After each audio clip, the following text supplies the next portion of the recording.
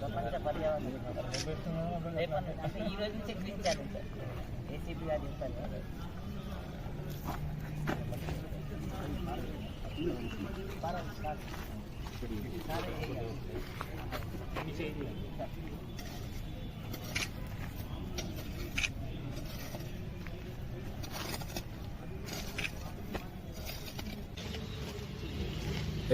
మనకి ఆర్మూర్ పట్టణంలో రేపు ఎన్విరాన్మెంటల్ డేని పురస్కరించుకొని తులసి పటవారి గారు ఈ గ్రీన్ ఛాలెంజ్లో భాగంగా మన ఆర్మూర్ పట్టణంలో యువకుల్లో తర్వాత అదేవిధంగా ప్రజల్లో అవేర్నెస్ పెంచడానికి గ్రీన్ ఛాలెంజ్ పేరుతోటి మొక్కలు నాటే కార్యక్రమం నిర్వహించడం జరుగుతుంది. గత వారం 10 రోజుల నుండి వివిధ ప్రభుత్వ కార్యాలయాల్లో, కోర్టులో కానీ, ఏసీపీ కార్యాలయంలో కానీ, ఆర్డీఓ కార్యాలయాలు కానీ ఈ గ్రీన్ ఛాలెంజ్లో భాగంగా మొక్కలు నాటే కార్యక్రమం జరుగుతుంది. ఈరోజు ఆర్డీఓ కార్యాలయంలో కూడా 3 మొక్కలు నాటడం జరిగింది.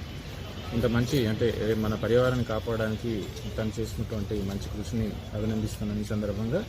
అదేవిధంగా పర్యావరణాన్ని పరిరక్షించడానికి విద్యార్థులు కానీ, యువకులు కానీ, అదేవిధంగా సంఘ సేవకులు కానీ, ప్రజలందరూ కూడా ఎందుకంటే మన భవిష్యత్ తరాలందరూ కూడా మంచి పరిశుభ్రమైనటువంటి గాలిని తీసుకొని వాతావరణ సమతుల్యం కాపాడడానికి ప్రతి ఒక్కరు కూడా ఈ మొక్కలు నాటి వాటిని సంరక్షించాల్సినటువంటి బాధ్యత మనందరిపై ఉంది.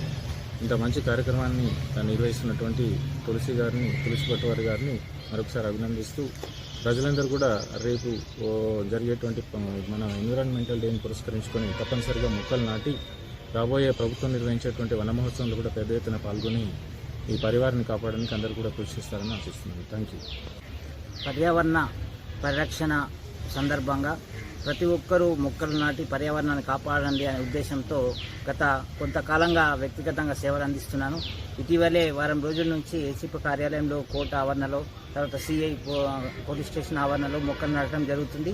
రేపు ప్రపంచ పర్యావరణ దినోత్సవం సందర్భంగా గౌరవనీయులు ఆర్డీఓ సార్ రాజగౌడ్ సార్ గారి చేతుల మీదుగా ఆర్డీఓ కార్యాలయంలో మొక్కలు నాటి నేటి యువతరానికి ప్రజలకు ప్రతి ఇంటి ఆవరణలో మొక్కలు నాటి పర్యావరణం ఈ రోజులలో కాలుష్యం వల్ల జరిగే పరిణామాలు మానవుల పైన జరుగుతుంది, దాని యొక్క ప్రభావం. కాబట్టి ప్రతి ఒక్కరు మొక్కలు నాటడం వల్ల పచ్చదనం పెరిగి ఆక్సిజన్ యొక్క సమతుల్యత పెరిగి మన మానవ యొక్క జీవన మనుగడకు తోడ్పడుతుంది. కాబట్టి వ్యక్తిగతంగా చేసే నా సేవలకు ప్రోత్సాహం ఇచ్చి మరియు సహకరిస్తున్న ప్రముఖులు మరియు ఆఫీసర్లందరికీ కూడా ప్రత్యేకంగా ధన్యవాదాలు తెలుపుతున్నాను. Thank you very much.